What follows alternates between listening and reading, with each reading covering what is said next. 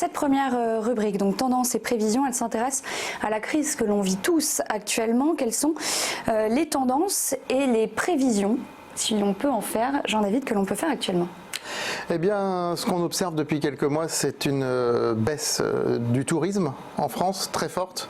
Or, le tourisme, c'est de mémoire 7 à 8% du PIB français, 89 millions de visiteurs par an. Là, une chute très forte, vertigineuse, qui va forcément affecter l'économie française, qui est une économie qui dépend largement du tourisme. Moi, par exemple, j'étais faire un tour de manière anecdotique au parc Disney la semaine dernière, il n'y avait personne. Le parc Disney, avec tout ce que ça génère comme économie locale et aussi comme déplacement en France, de gens qui viennent pour ce parc, ça va être une catastrophe si on continue dans cette voie. C'est pareil pour l'hôtellerie. Les hôtels, leur fréquentation ont baissé de 75% au cours du deuxième trimestre. Donc malgré le déconfinement, en fait, on n'assiste pas à une reprise de ce secteur-là. Disons que malgré le déconfinement, les transports internationaux, enfin les gens hésitent à se déplacer de manière transnationale, en tout cas beaucoup plus qu'avant. Puis il y a des restrictions, il y a beaucoup d'États qui imposent des restrictions. Ça s'est un petit peu relâché pendant l'été, mais les gens n'avaient pas la motivation suffisante pour y aller. Et puis aujourd'hui, ça se resserre encore plus et ça risque de se resserrer encore plus dans les semaines et les mois qui viennent. Ces secteurs particulièrement touchés dont vous parlez, le tourisme, les transports, est-ce que cette pandémie qui redémarre un petit peu partout dans le monde, les conséquences peuvent s'enchaîner comme ça jusqu'au printemps? Conséquences économiques. Jusqu'au printemps certainement et peut-être même au-delà, parce que déjà on parle de vaccin. Est-ce que le vaccin va être trouvé ou pas? Ça c'est une question, on ne sait pas. Et même quand il y aura un vaccin, qu'est-ce qui va être institué? Une obligation de se vacciner ou pas? C'est compliqué de mettre ça sur pied.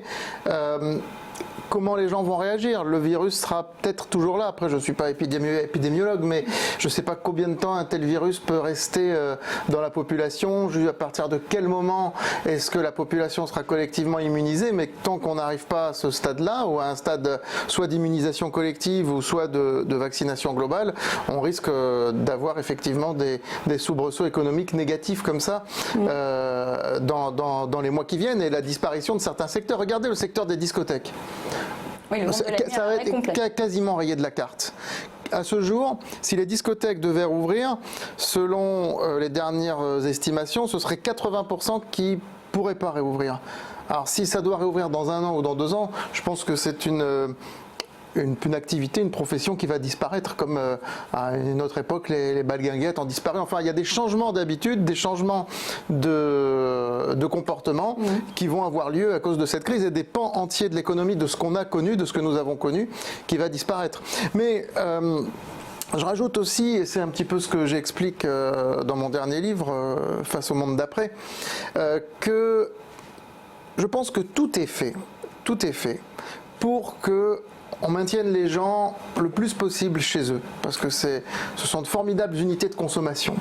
Les gens chez eux, c'est de formidables unités de consommation qui sont contrôlables, parce qu'on essaye de plus en plus de contrôler les populations, et la technologie nous en donne les moyens, et Monsieur Navarro, directeur financier de Dronevolt, va nous en parler tout à l'heure. La technologie nous donne les moyens de contrôler les populations aujourd'hui, et nous allons de plus en plus vers ce monde où on va vouloir contrôler les populations, maintenir chez eux, et Internet permet aujourd'hui d'être un peu partout, donc on a vu beaucoup d'applications se développer pendant le confinement, des bars virtuels, des choses comme ça. Et je pense qu'il va y avoir une grosse concentration des pouvoirs économiques du net, et on le voit aujourd'hui. Regardez les titres en bourse, des titres comme Amazon ou Facebook, ils ont flambé depuis le début de l'année.